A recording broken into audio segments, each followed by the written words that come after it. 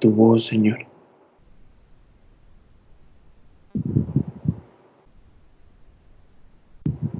Para ser posicionados. Lo que nos hace subir, Señor, lo que nos hace posicionarnos, no es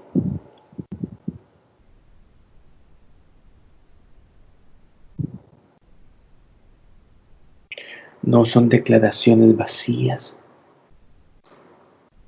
sino que es tu palabra, porque tu palabra no es de este mundo, Señor. Y cuando creemos tu palabra, nos posicionamos en los lugares celestiales por creer.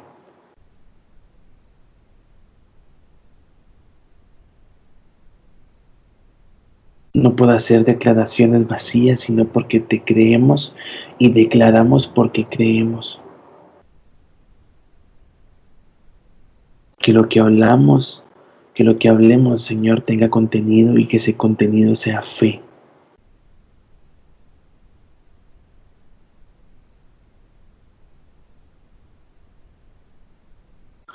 Llenarnos de ti es llenarnos de tu palabra, y tu palabra no es de este mundo, porque sale de tu boca y tú no estás en este mundo, Señor.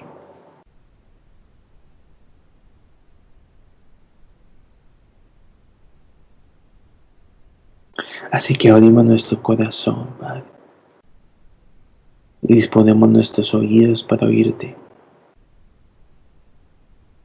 para escucharte, para ser llenos, para ser llenados con tu palabra, Señor, que no es de este mundo. Tu palabra que no pertenece a este mundo, Señor.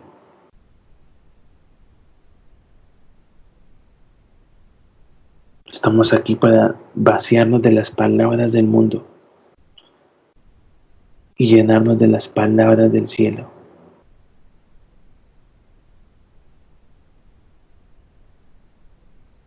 Llenarnos de las palabras del cielo.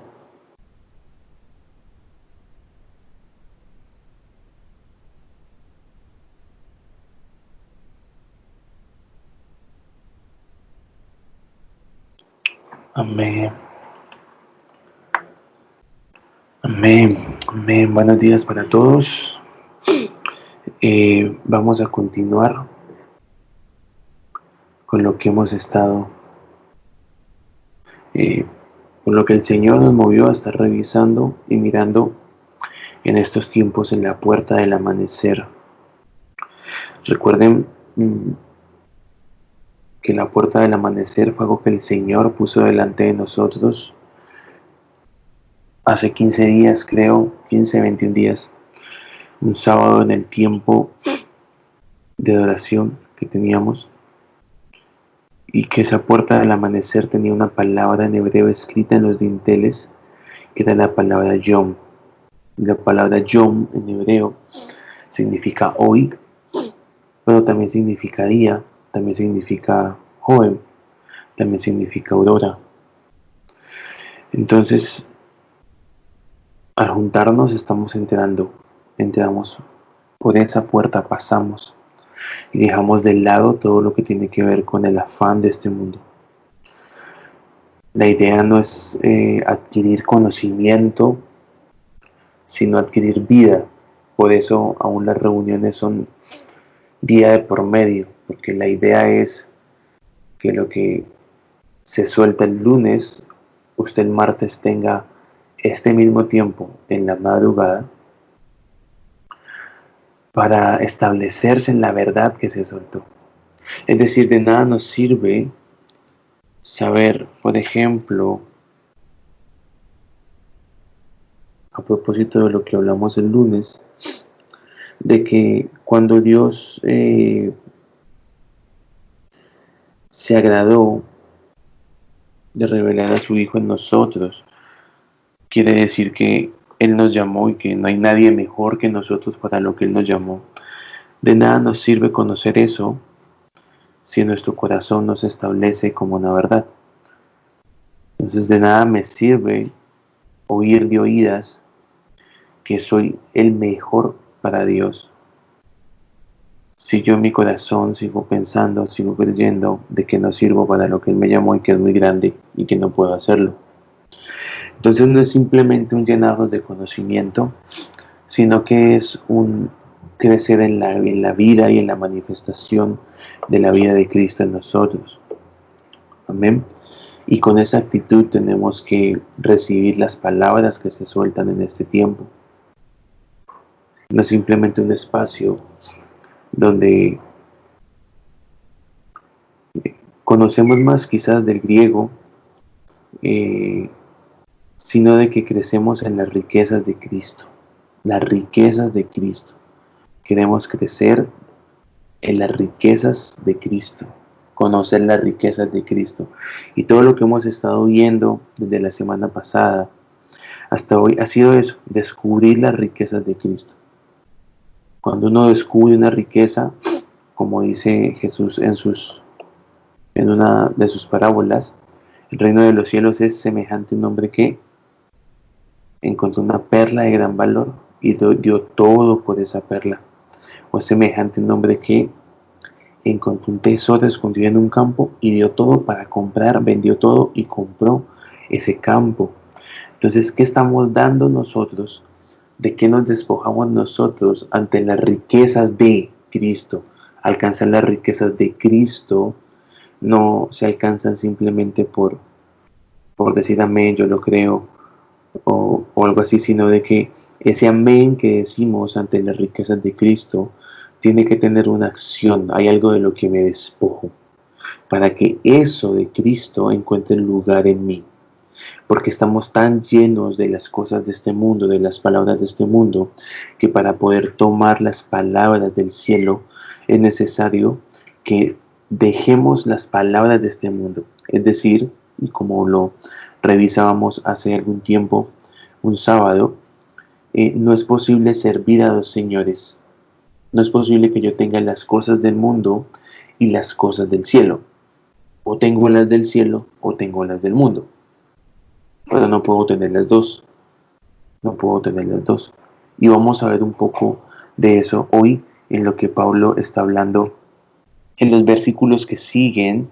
Recuerde que Pablo está contando todo su testimonio y que la forma en que Pablo predicaba el Evangelio no era con formas humanas, sino que era justamente con una actitud de vengo a contarles lo que Cristo ha hecho en mí, vengo a darles de las riquezas de Cristo que yo tengo. Entonces Pablo era alguien que no tenía las formas de este mundo. Tuvo que despojarse de las formas de este mundo, porque las formas de este mundo son contra Cristo. Son contra Cristo. Entonces la primera estrategia del diablo, de la tiniebla, para asolar, para destruir la iglesia fue perseguirlos. Y Pablo fue un instrumento de las tinieblas en ese sentido. Lo hablamos hace 8 días y lo hemos venido hablando este tiempo, estas 2 semanas. Él fue un instrumento de las tinieblas porque él quería ir a destruir la iglesia. Ahora, el diablo se dio cuenta, la tiniebla se dio cuenta, de que entre más perseguía y asolaba y azotaba a la iglesia, más se multiplicaba, más fuerte se hacía. Entonces, ¿cuál fue la solución más óptima que pudo encontrar? La tiniebla, mezclar la iglesia. Van a ver ustedes que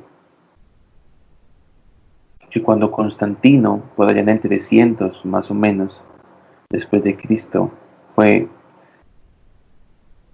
era el emperador, él hizo algo muy, muy simple. Él aceptó a los creyentes, pero modificó la creencia. Entonces con Constantino es que se instaura todo lo que es que Cristo nació en diciembre, todo lo que es la reina del cielo, la que se conoce como la Virgen, porque él cogió y metió todos los dioses romanos con otra forma, con otra imagen, pero de la misma sustancia de los dioses romanos, los metió en la iglesia y la mezcló. La mezcló totalmente, totalmente. Entonces, algo que tenemos que hacer es salir de la mezcla. Usted dirá, bueno, pastor, la verdad es que yo ya no le oro a la Virgen, ya no hago rosarios. Bueno, y está bien, ¿no? Pero esa fue la primera luz de la aurora. Han visto, ¿no? El amanecer empieza una luz que se ve allá a lo lejos. Pero la aurora va en aumento. La senda del justo va en aumento. Entonces salir de la mezcla, eh, ya digamos que esa primera mezcla que hizo Constantino en la primera iglesia, en la iglesia más temprana, ya fue expuesta. Entonces ya no tenemos, bueno, fue expuesta en parte, ¿no? Y creo que con el tiempo de Pascua mucho también de lo que se hizo, por ejemplo, lo de la Pascua, la Semana Santa y todo lo demás fue expuesto. Pero la luz a la que caminamos hoy debe ser mayor a la luz a la que caminamos ayer. Entonces, la mezcla que hoy tiene la iglesia es justamente esa mezcla con el mundo, esa tibieza, esa tolerancia, esa tolerancia. Entonces, no sé si han visto eh, que hay iglesias, por ejemplo, homosexuales, ¿no? Bueno, iglesias entre comillas, porque eso no es iglesia, de homosexuales. No, no, no. O sea, la palabra dice que los homosexuales no van a entrar en el reino. Y entonces, ¿los vamos a odiar? No, no los vamos a odiar. Pero las cosas en la luz son claras y como deben ser. No podemos mezclarnos. De ahí que siempre que el Señor nos da, nos dice, nos hace conocer algo, nosotros debemos despojarnos. La luz separa, la luz nos libra de las mezclas. De ahí que tenemos que crecer en luz. La senda del justo es como la luz, va en aumento, vamos en aumento. Amén. Entonces Pablo está contando justamente de su experiencia y habíamos quedado la vez pasada, el lunes que pasó, en el versículo 17 y vamos a entrar en el versículo 18. Recuerde, Pablo está contando su experiencia y dice el versículo 18, luego, después de 3 años, leo la Biblia textual cuarta edición, subí a Jerusalén para visitar a Cefas y permanecí con él 15 días. Y no vi a ningún otro de los apóstoles, sino a Jacobo, el hermano del Señor. Y lo que os escribo os aseguro delante de Dios que no miento. Entonces Pablo nos está diciendo que él recibió una revelación, que Jesucristo, que a Dios le agradó revelar a Jesucristo. Eso está en los versículos anteriores al 18 y lo hablamos el lunes. Y que él no consultó ni con carne ni con sangre, sino de que él se apartó. Apenas él recibió la revelación, él se apartó. El versículo 17 dice, fui a Arabia y regresé otra vez a Damasco. Curioso, ¿no? Él fue a Arabia y regresó otra vez a Damasco. Recuerde que cuando él se convierte, él iba camino a Damasco. O sea, él tenía que ir a Damasco. Pero la forma en que estaba yendo no era la correcta. Entonces él no va a Damasco apenas el Señor le sale al camino, sino de que él va a Damasco después. Parece que hay algo que tenía que suceder y que se toma 3 años en suceder. 3 años. 3 años. No se toma un día, no se toma 2 días. 3 años se tarda Pablo en volver, en regresar al lugar al que estaba yendo. Damasco. Damasco. Y esto es importante porque la sociedad, el mundo en el que vivimos es un mundo hiperconectado. Todo lo tenemos al instante. Es impresionante.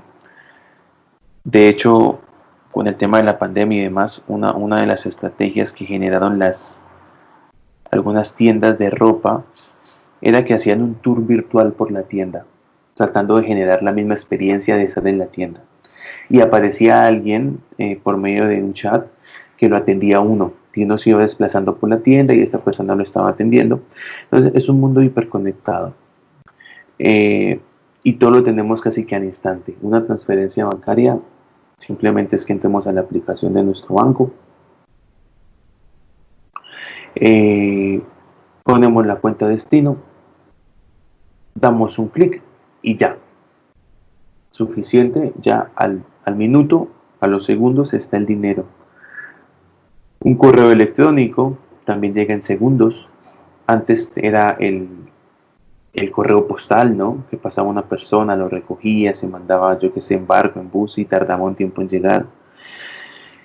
Pero Pablo se toma 3 años. Ahora piense un momento en Pablo y vamos a ir hablando más de esto. Pero nosotros hoy en día tenemos muchas herramientas. Tenemos muchos medios de consulta que nos pueden librar, por decirlo de alguna manera, de caer en un engaño. Es decir, usted tiene un sueño, usted tiene una revelación y posiblemente lo primero que usted haga, y no está mal, es ir a su pastor, consultar con algún hermano que usted considere que tiene autoridad o una estatura mayor en Cristo y contarle. A ver, usted tuvo un sueño y me soñé con esto, con aquello. Creo que Dios me está hablando acerca de estas cosas, pero no estoy muy seguro. Entonces este hermano, este pastor, muy amado, llamado por el Señor, puesto por el Señor, precioso, seguramente le da un consejo, le escucha y le dice, mire, yo pienso esto, yo creo esto, yo recibo del Señor estos y estas cosas. Todos hemos hecho eso. Ahora piensa en Pablo. Pablo, ¿a quién le preguntaba? Pablo, ¿a quién podía decirle, es que Dios me ha dicho que tengo que sufrir por él? No estoy muy seguro. Pero usted no, porque yo creo que Dios es amor y cómo va a querer que sufra. Eh, Me ha dicho que me aparte 3 años, pero yo debería de verme ya con Pedro y esos primeros apóstoles de los que tanto se habla. Él no tenía con quién corroborar o qué manual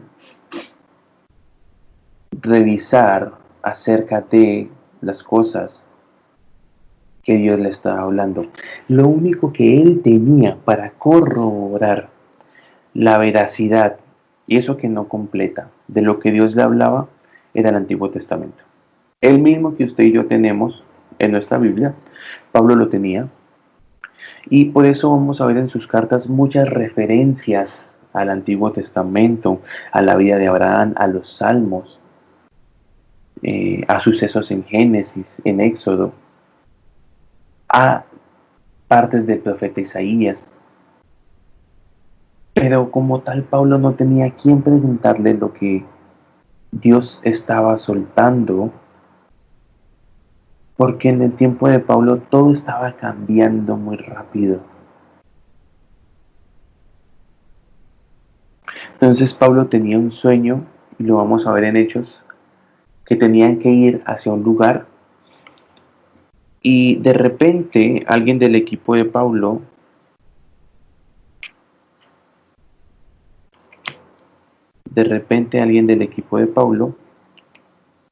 tenía un sueño que tenían que ir a otro lugar.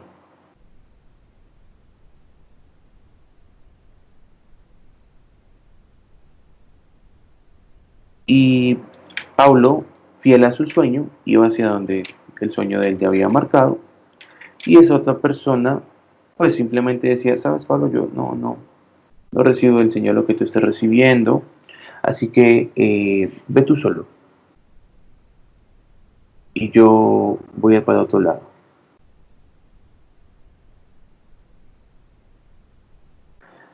Esos eran los tiempos de Pablo. Hoy en día tenemos muchos beneficios, pero ¿por qué a Pablo 3 años? ¿Por qué se aparta 3 años? Y luego, ahora sí va. ¿Cómo sabía que era el tiempo de ir? ¿Cómo sabía que era el tiempo de apartarse 3 años? Había algo muy fuerte que Dios estaba juzgando, que Pablo lo entendió, pero yo tengo una opinión personal acerca de los días finales de Pablo, y es que Dios quitó el centro y quería destronar en el corazón de los judíos a Jerusalén. Ya Israel para Dios no es la tierra santa, sino que Israel es su hijo, su primogénito, pero ya hay más hijos. Entonces Dios quiere quitar, juzgar todo lo que es el culto al templo, que es justamente lo que Dios está haciendo en estos tiempos, juzgando el culto al templo.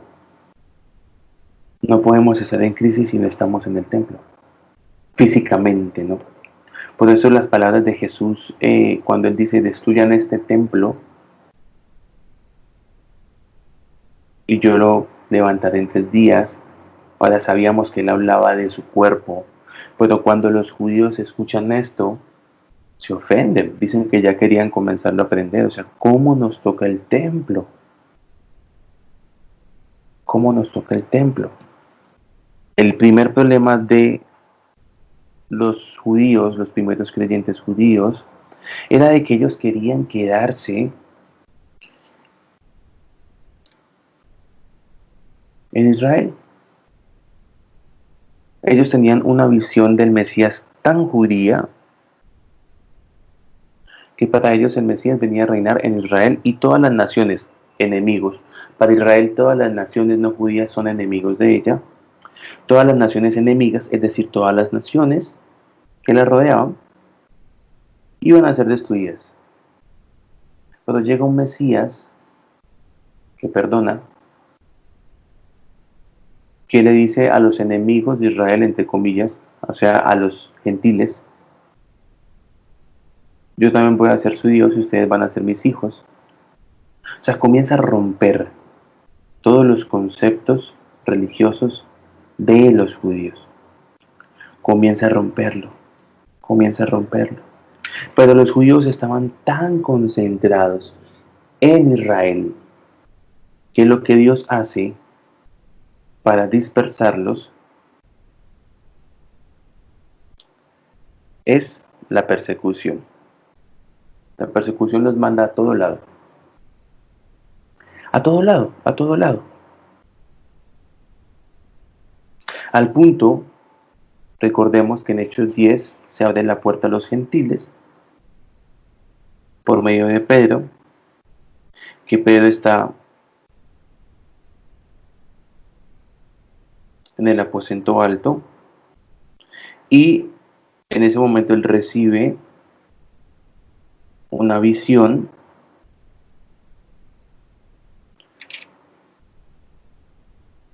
y Cornelio también paralelamente había recibido una instrucción del cielo. Ahora, Cornelio es interesante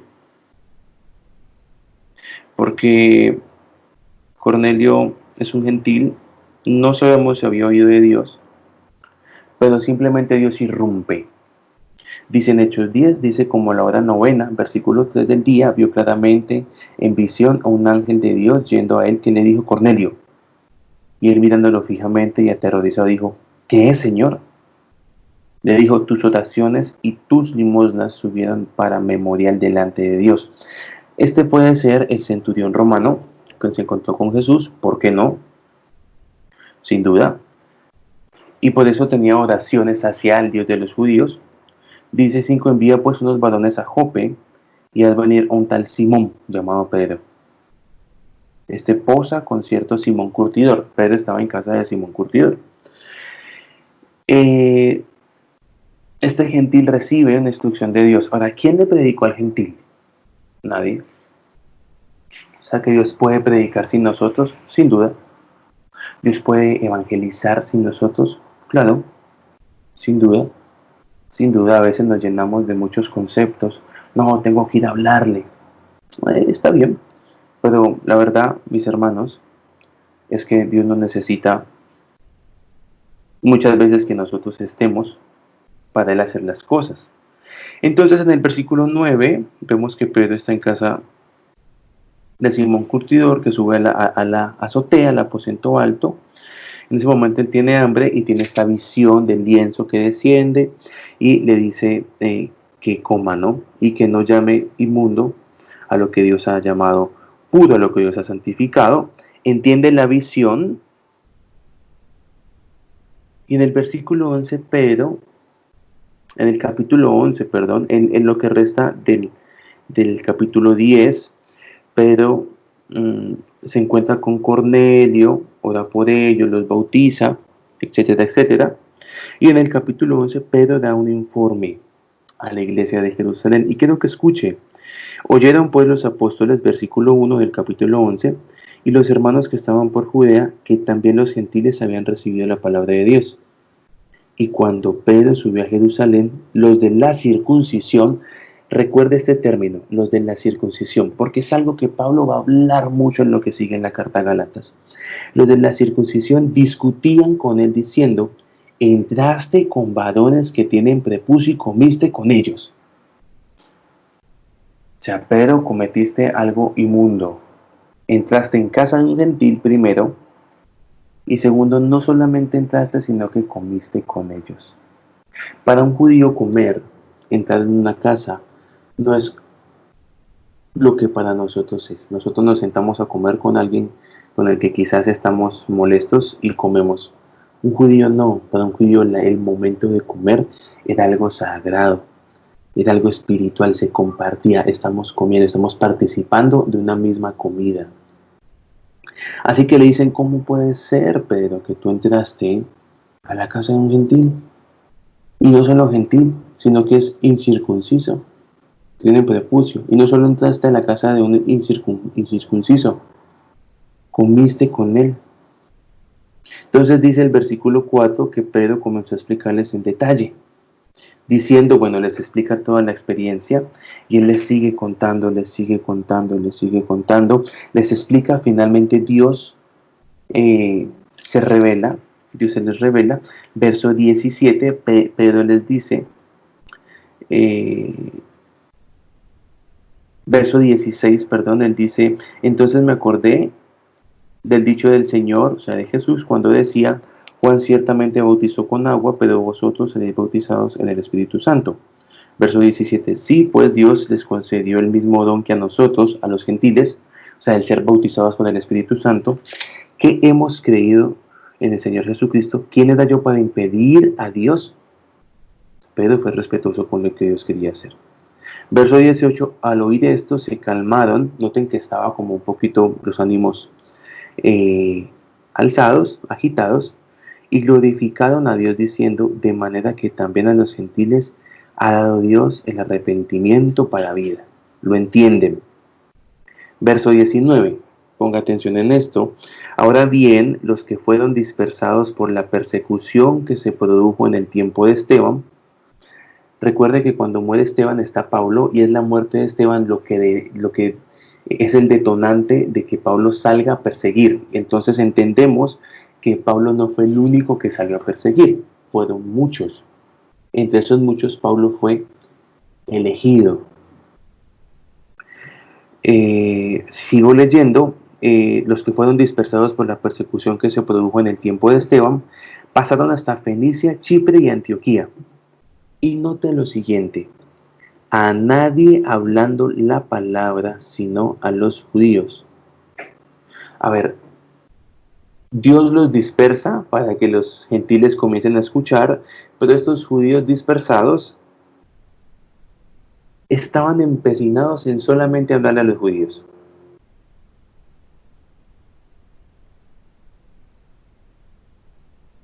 Entonces es necesario despojarnos. Realmente a esta gente le costó en un comienzo creer lo que Dios estaba haciendo.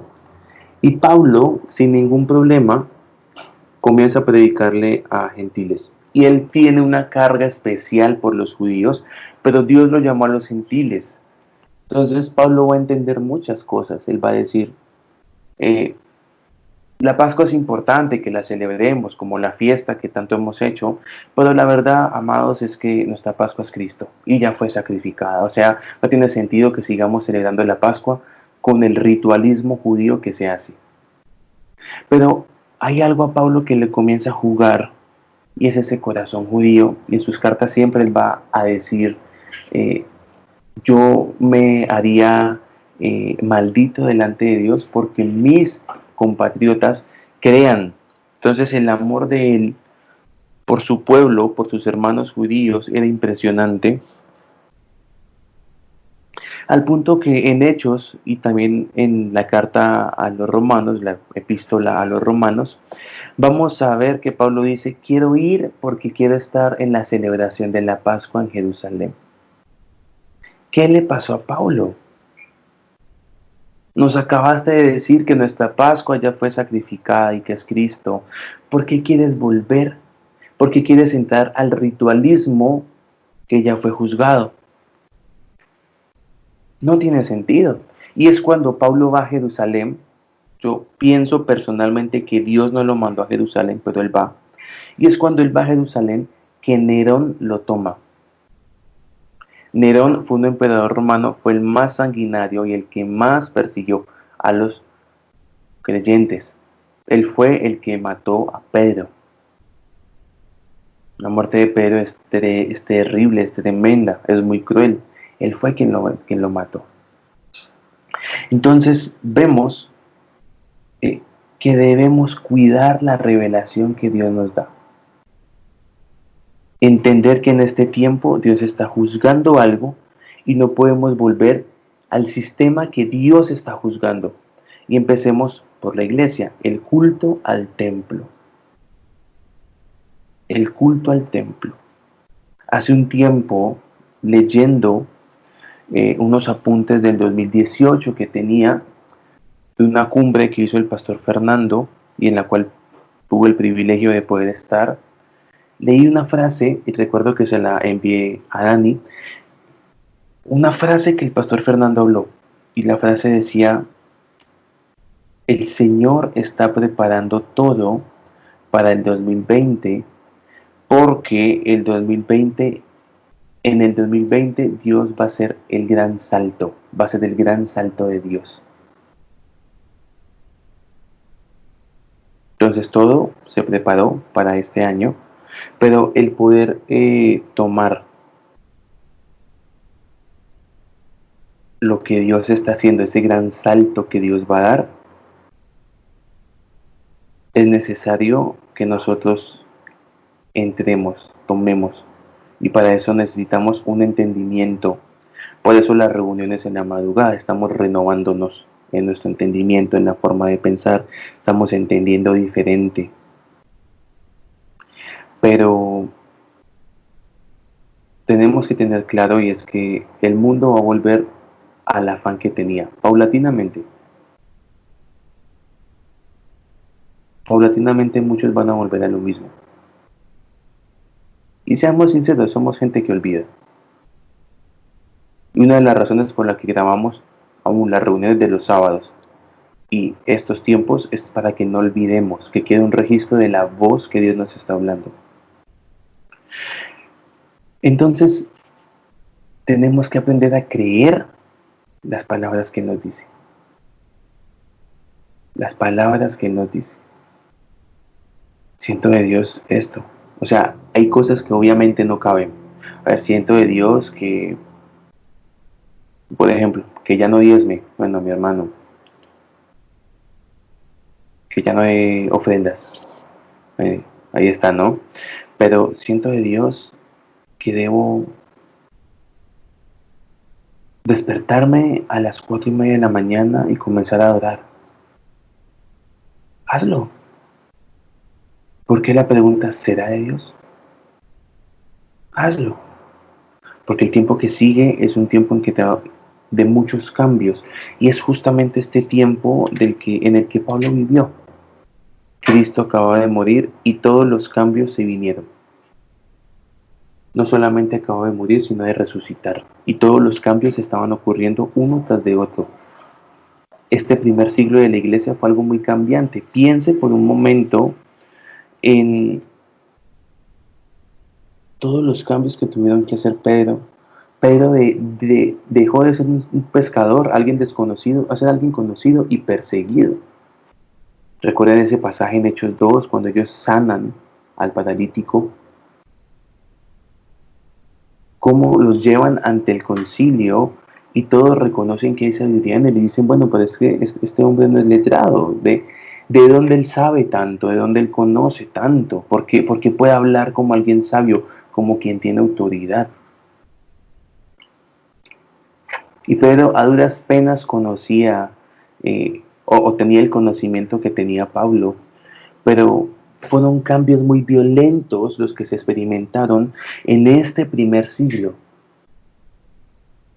Dios estaba juzgando, Dios ya había juzgado el templo. Y eso se confirma con la destrucción del templo en el año 70 después de Cristo. Israel es destruida, es sitiada. Cosas terribles ocurren. Israel es sitiada. Y cuando uno revisa la historia, y cuando uno lee los textos históricos, los romanos colocaban una marca en los judíos que querían comerciar. En Apocalipsis se habla de la marca de la bestia.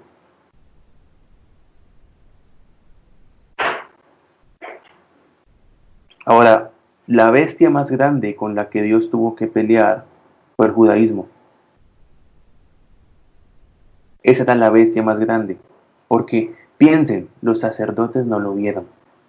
¿Por qué? Porque amaban tanto la ley, amaban tanto el templo, que su amor al templo sobrepasó el amor a Dios. Entonces el culto era en torno al templo, no en torno a Dios. El santo templo. Si tú juras por el templo, ¿cómo? No puedes jurar por el templo. El templo es sagrado. El arca del templo es sagrada. La ofrenda del templo es sagrada. Dios no. Pablo se levanta de ese sistema. Y Dios le habla y se convence. Dice, después de 3 años, se va 3 años, solo. Está 3 años rompiéndose. No sabemos qué hizo Pablo en esos 3 años porque no hay un registro. Pero se rompió. Sale un Pablo diferente. Un Pablo que no le importa la circuncisión. Un Pablo que no le importa sentarse con los incircuncisos a comer. Y después de 3 años dice, subí a Jerusalén para visitar a Cefas. Y permanecí con él 15 días y no vi a ningún otro de los apóstoles, sino a Jacobo, el hermano del Señor. De Jacobo hablamos el lunes pasado. Y lo que os escribo os aseguro delante de Dios que no miento. Verso 21. Después fui a las regiones de Siria y de Cilicia, y era desconocido en persona a las iglesias de Judea en Cristo, sino que solo oían: el que en un tiempo nos perseguía, ahora anuncia la fe que antes trataba de devastar, y glorificaban a Dios por mi causa. Y aquí hay 2 cosas importantes. 3 cosas importantes que quiero que miremos. La primera está en el versículo 22. Dice, y era desconocido en persona a las iglesias de Judea en Cristo. Las iglesias de Judea en Cristo. La preposición en, que está Judea en Cristo, en el griego es en.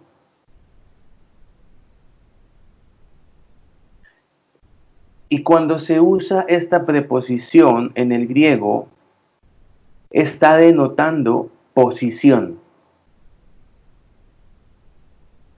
O sea que Pablo está diciendo a las iglesias de Judea, no que están en Israel, posición, que están en Cristo, cuya posición es Cristo, están ubicados en Cristo.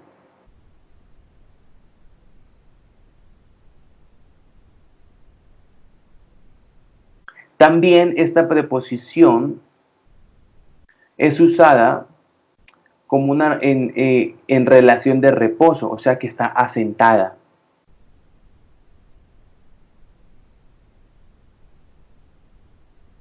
Es decir, que la iglesia de Judea, ¿dónde está Judea? En los tiempos de Pablo, Judea estaba en Israel.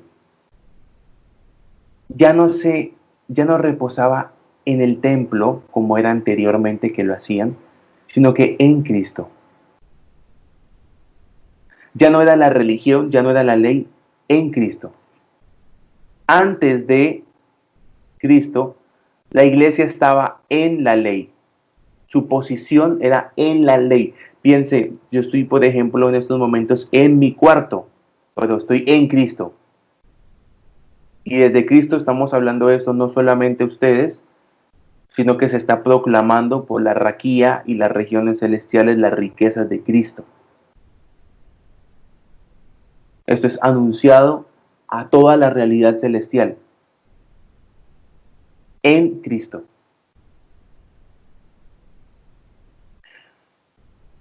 Vamos a ver, y Pablo va a ir desarrollando, qué es estar en Cristo en posición, recuerde, posición, ubicados en Cristo. Pero esto es algo transversal, así como lo es la resurrección, que lo hablamos en Pablo. En Cristo es algo transversal que vamos a ver en estas 4 cartas que vamos a revisar en este tiempo. Es algo transversal en Cristo, en la doctrina, en la revelación paulina. Para Pablo, los creyentes son los que están en Cristo. Y esto se complementa con lo que mirábamos el primer día, que él decía, o el segundo día, no lo recuerdo, dice, a todos los hermanos que están conmigo. Él no le escribía a todos, a los que están conmigo, es decir, a los que están en Cristo, a los que están ubicados en Cristo. Amén. Verso 23 del capítulo 1 de Gálatas. Sino que solo oían, el que en un tiempo nos perseguía, ahora anuncia la fe que antes trataba de devastar. Este es el segundo aspecto importante. Dice, ahora anuncia la fe que en otro tiempo trataba de devastar. Cuando dice que en otro tiempo trataba de devastar, pensemos exactamente a qué se refiere. Bueno, sin duda, se refiere al suceso de Hechos 9, cuando él sale, ¿no? Desde la muerte de Esteban, que él sale queriendo devastar la fe. No, lo que dicen Hechos es que él iba contra los creyentes, no contra la fe. O sea, Pablo estaba persiguiendo a los creyentes.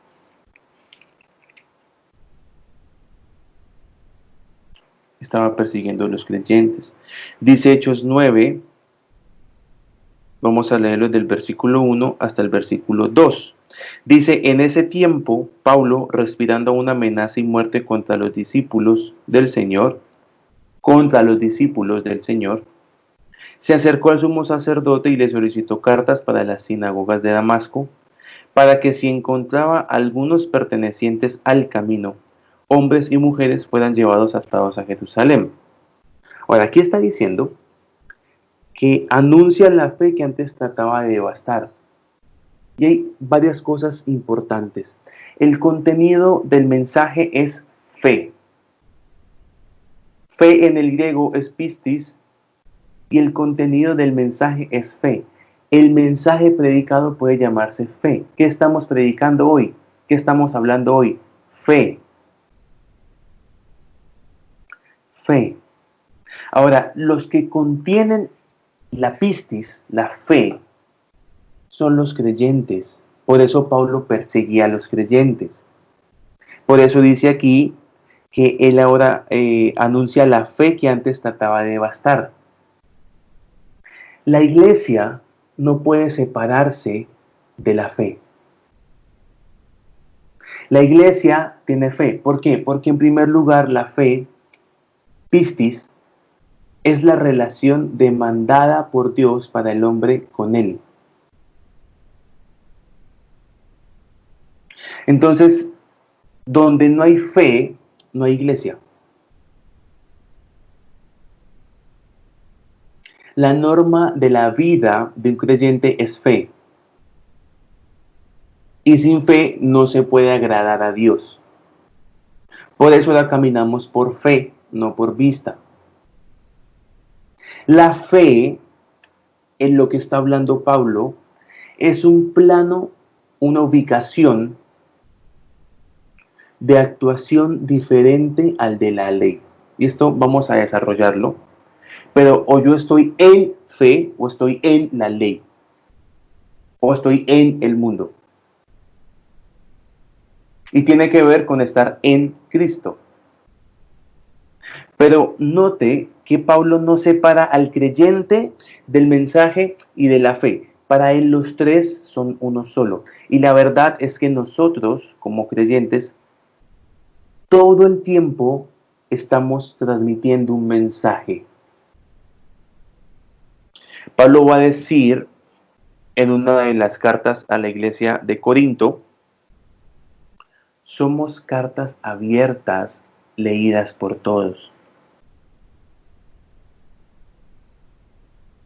Es decir, no tenemos que hablar para que se sepa, para que se transmita un mensaje. Somos el mensaje. Somos fe. Ahora, lo que hacemos va a transmitir una fe.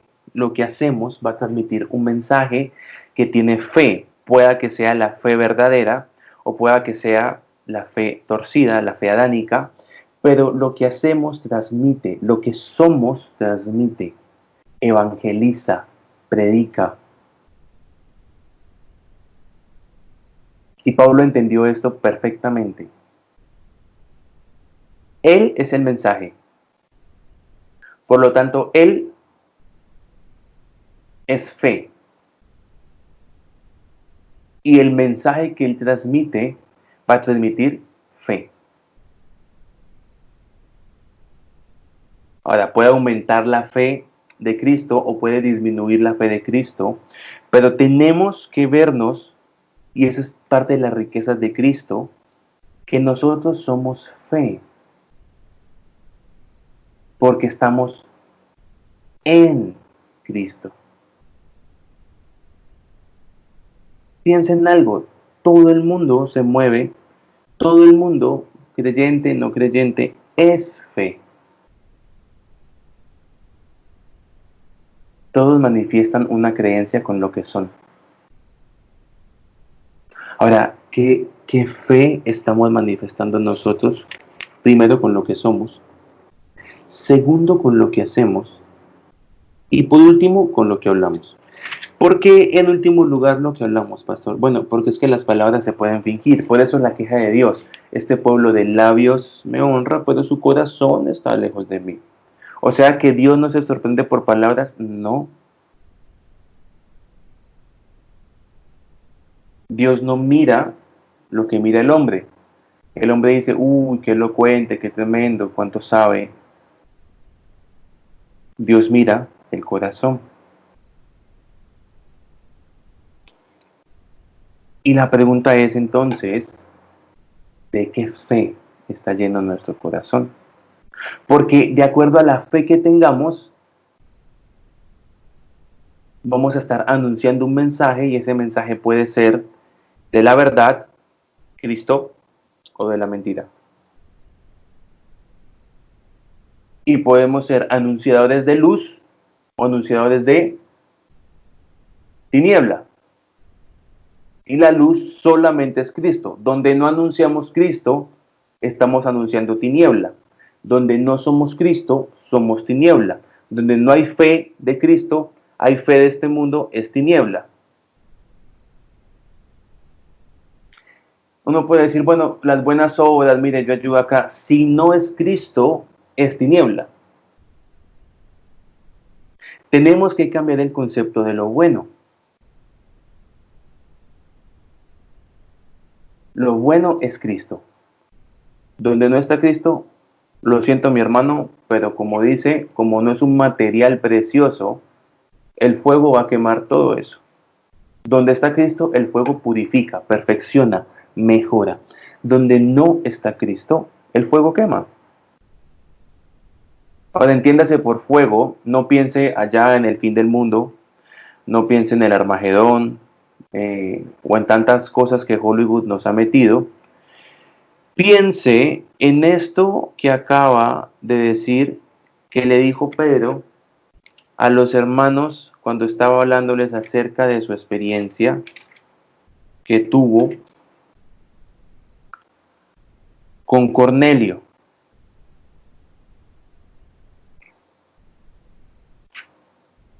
Hechos 10, Hechos 11, perdón, versículo 16. Entonces me acordé del dicho del Señor cuando decía, Juan ciertamente bautizó con agua, pero vosotros seréis bautizados en el Espíritu Santo. Y recuerde lo que decía Juan el Bautista del Espíritu Santo. Yo bautizo con agua, pero Él les bautizará con fuego. Fuego, Espíritu Santo. Ahora, en la palabra vemos al menos dos fuegos. Está el fuego del juicio eterno y está el fuego del Espíritu. Bueno, cuando se habla de que el fuego va a probar nuestra obra, es el Espíritu Santo quien dice aprobado o no aprobado. El fuego la prueba. Entonces, debemos salir de la fe de este mundo para entrar en la fe del Señor y no solamente entrar, sino que esa fe sea introducida en nosotros y nosotros seamos la fe. Nosotros seamos lo que anunciamos. Las palabras quedan de lado. Somos cartas leídas, somos el mensaje, somos la fe, porque el mensaje contiene fe. Si yo oigo un mensaje que no contiene fe, por más bonito y elocuente que sea, no va a producir en mí fe. Necesito oír fe. Por eso Pablo va a decir en Romanos, la fe viene por el oír y el oír por la palabra. Entonces debemos ser fe.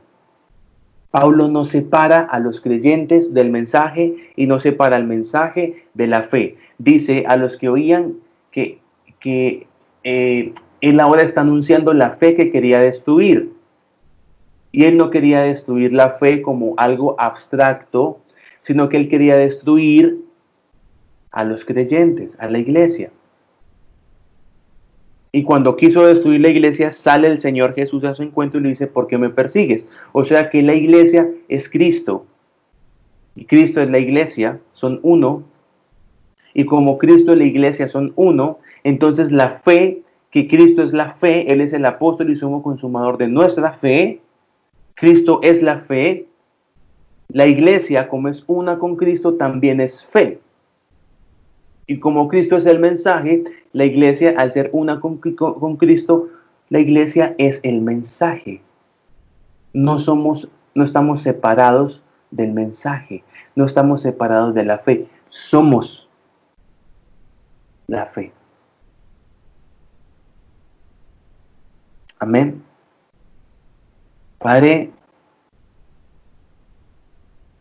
aumenta nuestro depósito, Señor. Aumenta nuestros depósitos. Llévanos a experimentar que somos fe, Señor, que somos el mensaje conforme a la potencia, Señor, de tu gloria. Salimos de toda mentalidad religiosa que nos separaba del mensaje, que nos separaba de la fe, que nos separaba de Cristo. Salimos, Señor, de toda mentalidad que nos hacía ver separados.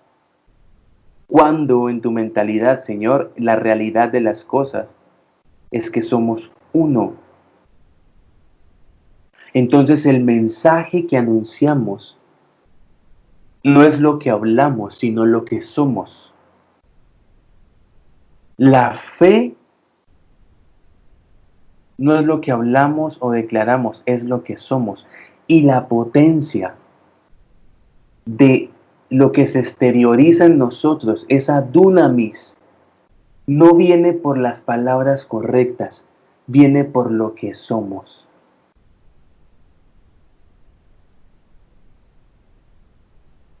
Padre, que podamos ser más y más a semejanza e imagen de Cristo. Y hoy creemos que somos uno contigo. Y al ser uno contigo, somos lo mismo que tú eres. Podemos creer como tú creíste, podemos caminar como tú caminaste, podemos hablar como tú hablaste, podemos pensar como tú pensaste, podemos vencer como tú venciste. Amén.